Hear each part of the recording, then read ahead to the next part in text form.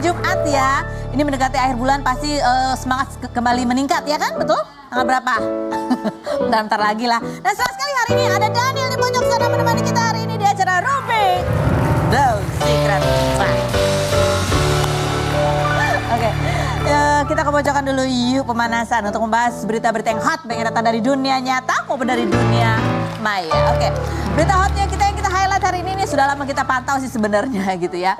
Tapi ya kita angkat sekarang karena semakin hangat semakin panas gitu. Ini dari pasangan Nora dan Jering gitu ya. Kita pernah beberapa waktu lalu mewawancarai Nora di Bali 1 bulan sebelum Jering keluar dari masa sekolahnya gitu ya. Dan sudah 2 kali gitu. Jadi Nora sempat cerita bagaimana dia sebagai seorang istri gitu ya mendampingi suaminya harus 2 kali masuk penjara karena postingan di sosial media gitu ya, ketakutannya dan harapannya. Nah, ini begitu keluar Jaringnya sudah aktif lagi dia ya kan, sudah aktif lagi untuk men-tweet Instagram apa, dan itu membuat resah Nora beberapa kali. Ini salah satunya minggu lalu kalau nggak salah dia tweet ya kalau nggak salah ya. Menunggu janji program IVF. Ya, IVF itu bayi tabung. Tapi kayak di prank alias song. Malah sibuk lagi di sokmed. Dijaga agar nggak ada masalah karena masih belum bebas murni alias masih wajib lapor. Malah bertingkah. Ampun dah. Emang ya psikologi orang dalam penjara dan pas bebas itu berbeda gitu. Jadi ini adalah keresahannya Nora sebagai istri gitu ya. Jadi mereka, dia sempat cerita. Rencana setelah Jering keluar itu adalah mereka ingin mencoba memiliki momongan gitu ya. Tapi ya begitu keluar Jeringnya tetap aktif di media sosial kan orangnya kritis gitu kan. Itu salah satu keluhannya Nora. Nah kemudian akibatnya apa? Akibatnya kemudian terus banyak pro dan kontra dan banyak juga yang menyalahkan Nora, dianggap bahwa Nora ini membatasi Jering bersosial media dan mengungkapkan pikiran-pikirannya di sosial media. Nah ini sampai akhirnya harus Jering yang belain juga suaminya. Ini suami istri kayaknya komunikasi lewat sosial media ya. Sebelah-sebelahan tapi saling nge-tweet. Aduh kecil-kecil amat sih dia bilang gini. Istri saya Nora tidak pernah membungkam saya. Yang kadang jadi masalah adalah kurangnya komunikasi antara kami berdua tentang caption yang saya lontarkan. Itulah salah saya katanya gitu. Seharusnya sesuai janji saat masih dibui, saya harusnya menjelaskan dahulu dasar fakta dan logika dari caption-caption saya. Setelah istri saya paham, barulah caption tersebut boleh saya luncurkan. Oh ini ya bagian editor ya. 2 kali dibui sudah lebih dari cukup. Dan satu hal yang istri saya inginkan hanyalah mencegah saya dibui untuk ketiga kalinya. Wajar dia keras ke saya. Tough love. Perempuan normal mana sih tega lihat suaminya dibui berkali-kali gitu. Mungkin Jering juga harus dengar wawancaranya. Apalagi yang meresahkan Nora adalah ketakutannya.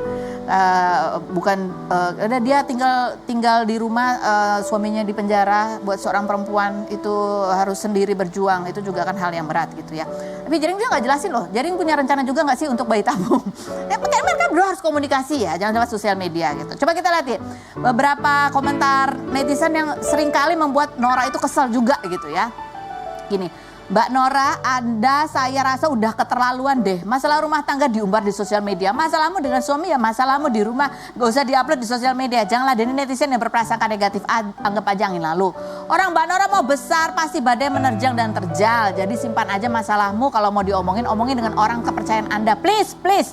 2 kali Anda menemani Jering dibui itu sudah sangat luar biasa. Jangan jadikan orang yang bangga denganmu kecewa dengan hal ini. Sukses terus berkarya di dunia musik Indonesia gitu. Noranya kesel. Jangan banyak bicara kalau nggak tahu problem awal. Sok bilang keterlaluan. Kau siapa sok-sokan bicara keterlaluan? Ini jawabannya kayak ini ya. Kayaknya emang lagi emosi banget ya gitu ya. Oke, padahal ya gitu deh. Ada lagi komentarnya? Nggak ada. Tapi inilah kira-kira ya. Ini yang Nora sempat sampaikan pada saat kita mewawancarai. Harapannya, kekhawatirannya. Benar nggak sih Nora tuh kalau pas nanti suaminya keluar, boleh nggak sih suaminya punya sosial media? Apa harapannya? Gitu. Apa yang kamu harapkan ada yang berbeda gitu dari Jering nantinya? Perubahan sikap dan sifatnya dia ya. Gitu aja sih Kak. Sikap yang mana nih?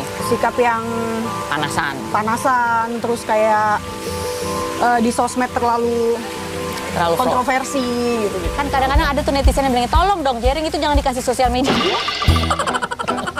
Aneh kalau. Kenapa? Masalahnya netizennya gini, kalau Jering tidak dikasih sosial media, yang satu lagi bilang, ngapain kamu batasin Jering tidak bersosial media? Nah kan jadi bingung. Yang bingung siapa? Nora lah. Kamu bingung. Nora berusaha untuk tidak memberikan sosial media, terus yang satu lagi pengen Jering tetap aktif sosial media.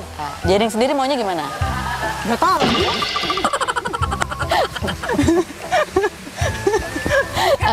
Ya kalau menurut kamu nih dari hati nurani kamu mendingan Jering itu punya sosial media atau enggak? Punya, tapi untuk promosi bisnisnya, musiknya, hal-hal yang positif aja. Oke. Benar sih, memang dalam pernikahan tuh masalah komunikasi itu penting ya. Kadang-kadang komunikasi kalau macet ya keluarnya lewat sosial media, akhirnya dibaca banyak orang. Ketika banyak orang tahu terus ikut campur, itu juga ikut berpengaruh. Baiknya memang ikuti saja kemauan dua belah pihak. Jangan pihak netizen ikut didengerin. Mereka aja kehidupan netizen itu juga banyak ya lika-likunya ya. Dan ngurusin urusan orang lain itu adalah hal yang paling gampang karena nggak harus ikut tanggung jawab gitu ya. Oke, komentar netizen coba kita baca. Alah, akun bodong, Mbak. Gak usah ditanggepin, pokoknya padeiku simpen cekel ae. Maksudnya dipegang aja, Mbak. Wis cukup perjuangannya, wis saya perjuangan bahagiannya keluarga gitu. Ini yang mendukung Nora untuk apa ya? Untuk apa menjadi istri yang juga tadi kata jaringan tough love gitu. Yang berikut. Saran saya Mbak, daripada capek hati ngenotis begini mulu, mending bersikap bodoh amat gitu ya. Maksudnya nggak usah terlalu terpengaruh dengan omongan netizen. Yang berikutnya, belajar dari pengalaman sampai 3 kali masuk bui dengan caption menjadi musibah, lebih baik diam. So diam nggak rugi kok, di dunia era digital mau aman tanpa masalah nggak usah caption gitu ya. Ini yang juga mendukung Nora gitu ya. Mudah-mudahan ngobrol dulu sebelum posting di sosial media. Kalau mau nggak bermasalah mungkin pakai akun bodong. Oke baik, kita menuju ke ini juga ini postingannya kemarin ya, bercerita ini banyak ternyata yang kemudian memicu banyak orang, ibu-ibu ya, perempuan-perempuan lainnya juga sharing pengalaman yang kurang lebih sama pasca perceraian. Masalah komunikasi ternyata nggak hanya ada dalam pernikahan, tapi juga ada sesudah pernikahan selesai gitu ya. Kita lihat dulu profilnya Dena Devanka berikut ini.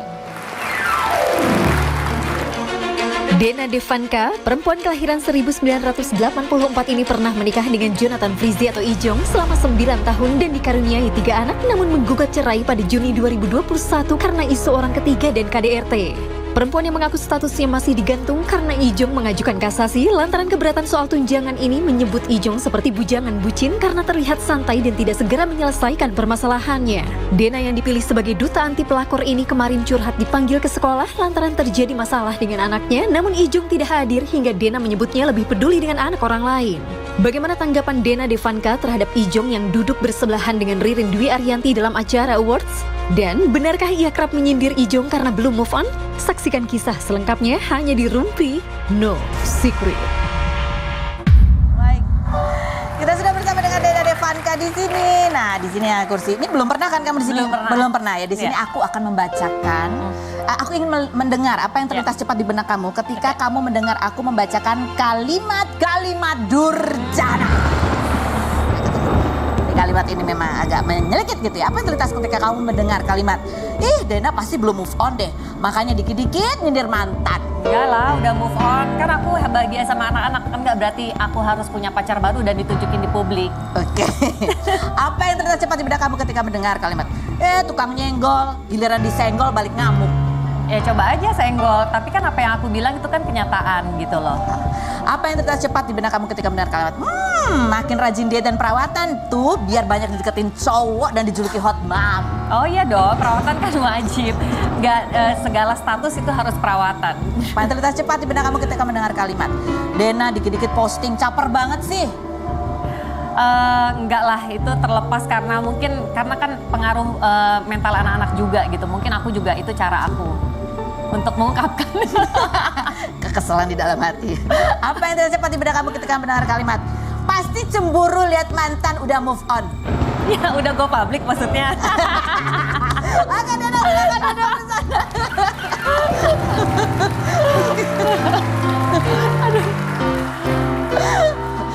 Oke, baik. Ini kita mau berbincang karena ya apa yang dicurahkan Dena tadi. Dena bilang ini salah satu cara dia untuk mengungkapkan apa ya, bagaimana kamu juga bisa menghandle emosi gitu ya. Iya, jadi kan anakku 3, jadi mentalnya tuh bener-bener berbeda-beda. Ada yang bilang aku nggak suka kayak gini gitu loh, maksudnya nggak suka dengan adanya perpisahan.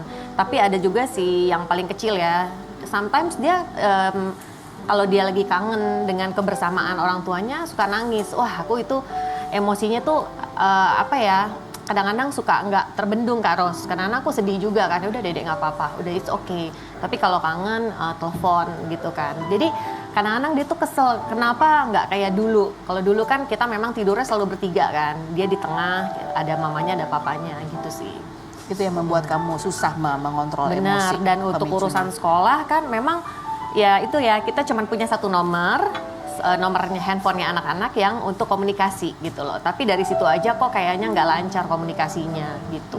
Makanya ini kemarin ya instastorynya Dena ini bercerita pengalamannya. Iya. Jadi anak-anak di sekolah, salah satu anak kamu ya? Ya, salah satu. Gurunya membutuhkan kedua orang tuanya hadir. Betul. Begitu ya? Betul.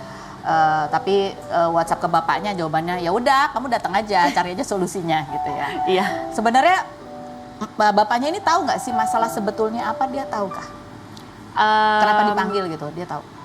Nggak tahu juga gitu loh. Oh karena langsung dari sekolahnya? Iya langsung. Jadi memang kalau sekolah tuh dari prinsipal kirimin email ke kedua orang tuanya dan aku langsung konfirmasi ini gimana gitu kan. Udah terima belum invitation dari sekolah? Ya udah dia nggak ngomong apa-apa. Ya udah suruh saya datang ya seperti biasa saya harus handle sendiri juga gitu. Jadi dia nggak bilang kenapa nggak bisa datang? Dan setelahnya pun nggak nanya gimana gitu. Jadi ya udahlah apa mungkin sebaiknya kedepannya nggak usah update ya. Masalah yang dihadapi anak-anak sampai ke sekolah mau orang tuanya datang itu berkaitan juga dengan perubahan kehidupan kalian? Pastinya dengan pelajaran, mungkin dia kurang konsentrasi dengan pelajaran. Terus dengan aku juga bilang sama guru di sekolah, kalau dia ada behavior yang memang mungkin cenderung membahayakan ke anak lain, tolong dikasih tahu gitu kan, atau mungkin dimarahin, diancam aja sedikit anaknya nggak apa-apa gitu kan. Tapi so far sih masih behaviornya yang kadang-kadang dia tuh suka sliding di kelas yang mungkin kayaknya diikutin sama yang lain gitu-gitu. Pelajaran juga dia harus lebih konsentrasi lagi karena kan ini ujian mau minggu depan kan. Gitu sih. Tapi tidak ada yang berubah. Itu dari dulu memang begitu atau ada Nah ini perubahan? dia karena kan waktu dia TK kan kita pandemi kan dan kadang-kadang online. Dan selama TK itu mostly si Dede ini nggak pernah belajar sama sekali Kak Ros.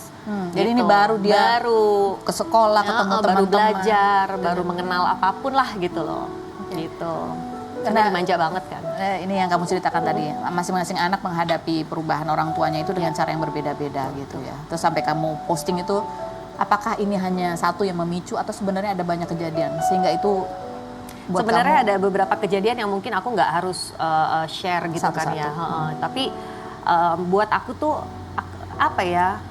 aku tuh ngerasa aku sendiri di sini gitu loh. Padahal kan kita anak bersama. Harusnya kita sama-sama komunikasi, gimana nih si Dedek begini, si abang gini, kakak begini. Jadi maksud aku tuh biar kita sama-sama lah cari solusinya tuh seperti apa gitu loh. Dan supaya menjaga kondisi mental anak tuh seperti apa gitu. Jadi tapi sayangnya belum mungkin karena kita berpisah, terus belum bisa akur gitu ya, kalau boleh dibilang. apa yang sering kali kamu alami atau kamu rasakan gitu setiap kali momen-momen perasaan ini muncul, merasa sendiri, apa kamu, semua kamu gitu? Aku nggak bisa bilang sedih ya, nanti bilang nggak move on lagi. Serba salah. Tapi jadinya. sedih adalah hal yang wajar. Iya, jadi terkadang aku ngerasa, aduh kenapa sih mesti kayak gini gitu loh.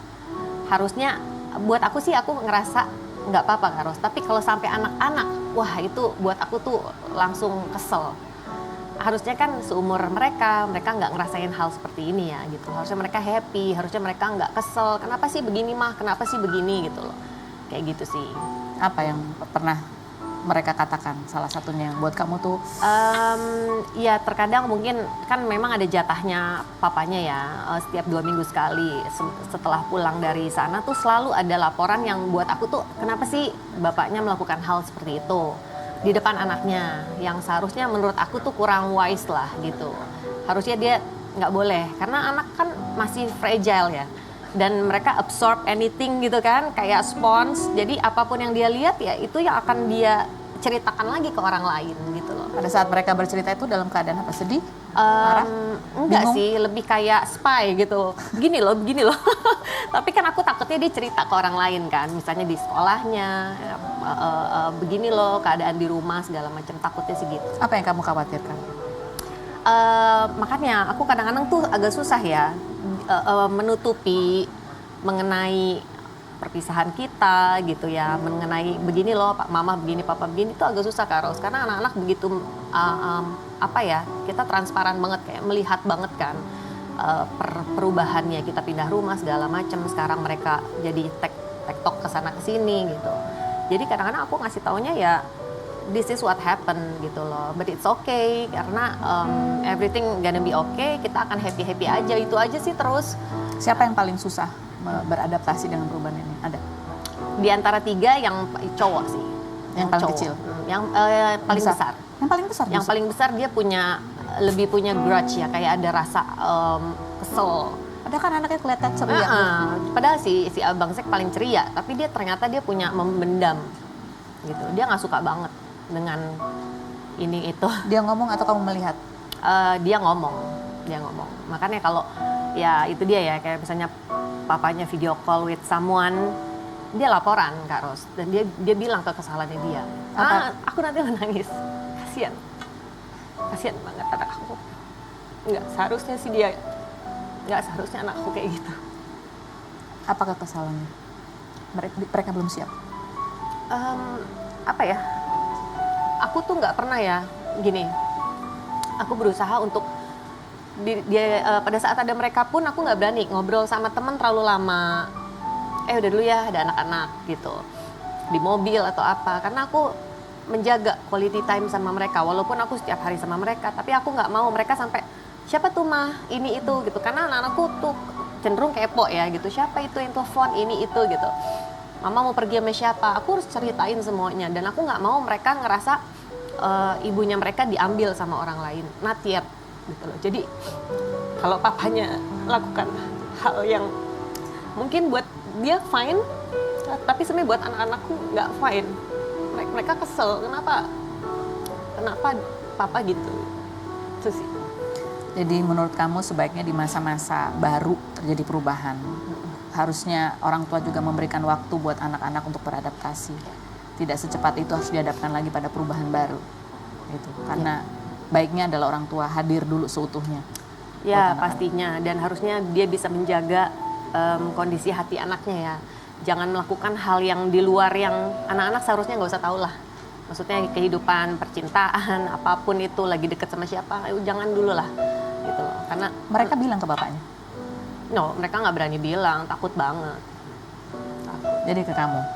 Ya sometimes aku bilang, kalau gitu kalian bilang dong, papa jangan sibuk. Kan ada kita misalnya gitu, nggak berani bilang. Kamu menyampaikan itu ke bapaknya? Wah pernah, tapi akhirnya ribut jadinya. Ribut perang WA lah segala macam. Akhirnya nggak usah. Gitu. Jadi apa solusi kamu? Membayangkan apa yang akan kamu lakukan ke depannya untuk menyiapkan anak-anak? Karena ini kan situasi di luar kontrol kamu ya. Yang aku lakuin itu aku ngobrol dengan mediatornya kita, dengan sahabatnya dia, kemudian dengan keluarganya. Karena ya itu dia Kak Ros, aku berharap dengan dari mediator itu bisa menyampaikan ke dia, ini jangan begini ya. Apalagi yang paling aku nggak mau tuh, please jangan sampai mempertemukan anak-anak dengan siapapun yang dekat dengan kamu gitu. Dan orang itu pun jangan berusaha untuk mendekatin anak saya, tidak sekarang. Tidak sekarang. Kalau memang sudah pasti, sudah niat, mungkin udah inilah gitu loh, untuk menjejang ke lebih jauh, it's okay gitu loh. Tapi kita persiapin dulu nih anaknya gitu loh, gitu sih. Ini ada lagi yang masih harus dihadapi juga nih, yang kemarin juga kamu sampaikan gitu ya. Kamu masih menghadapi ada satu lagi gugatan untuk kasasi, ini untuk hak pengasuhan anak, dan kamu bilang ini belum diurus. Emang surat cerainya belum keluar kalau kasasi? Belum. Jadi kamu belum pegang surat cerai? Belum. Dia juga belum kan? Belum. Oh gitu ya. Lama ya, Bu? Lama ya. Tapi kalau saya nggak bisa kemana-mana Kak Ros. Kenapa? Ya karena kan saya, karena belum ada akte cerai, mungkin orang takut ya mau deketin aku ya. Tapi kalau dia beda ya. Gak tahu. Apa yang kamu lakukan kemudian? Ini kan ya masalahnya, kamu bilang kamu merasa digantung gitu ya. Iya. Pasti dong digantung. Aku gugat itu dari. Kamu nggak gugat lagi? Selesai kan buruan gitu gugat. Wah udah kemana-mana. Udah aku WA dia, cuman dibaca gitu. Maksudnya aku tuh kecewanya kenapa mesti kasasi kalau dia pun sekarang nggak ngurusin. Kasasi itu nggak ada jangka waktunya? Lama, bisa 6 bulan, bisa setahun gitu loh. Nah sekarang yang aku lakuin, aku setiap bulan itu aku datang ke MA Kak Ros. Gitu. Nanya ke MA gimana? Memang kan ada ininya lah ya, customer service-nya di sana. berkasnya udah sampai mana. Kayak kemarin berkasnya baru, oh kita cek nih udah lengkap, tapi belum ada nomornya. Kayak gitu aja sih. Padahal kan bisa diajukan terpisah nggak sih sebetulnya? Maksudnya perceraiannya udah, terus ajukan lagi yang beda gitu, bukan kasasi bentuk. Enggak sih, ini memang satu case kan. Satu case, si perceraian ini. Gitu. Emang kamu butuh surat itu untuk... Iya dong, karena kan ini berlangsung dengan kehidupan aku, masa depan, biar kartu keluarga aku berempat aja, gitu. Semuanya berkaitan kan, gitu loh. Biar dia pun bisa lebih bebas lagi, gitu loh. Iya kan, kalau sekarang kan... Dengan kartu keluarga yang belum berubah, apa kesulitan kamu secara administratif? Pasti banyak dong. Contohnya? Contohnya misalnya anak-anak mau bikin paspor, harus ada persetujuan dari papanya. Bener gak? Itu kakak 1 sama 2 juga sama, tetap harus persetujuan bapak. Tapi karena kan aku ada dalam proses ini, Kak Ros, proses masuk ke pengadilan. Oh, itu beda lagi? Beda Lebih lagi. ribet lagi? Lebih ribet lagi Oke, ternyata. termasuk kalau apa, bayar pajak mobil, rumah, Enggak sih. kredit, Enggak. Oh iya itu juga. itu. Ya, Gitu. perempuan-perempuan tahu masalah perempuan. Kalau laki-laki gimana masalahnya? Nanti ya. Ada satu contoh bapak-bapak, selain berikut ini, jangan kemana-mana. Tetap di Rumpi, no secret.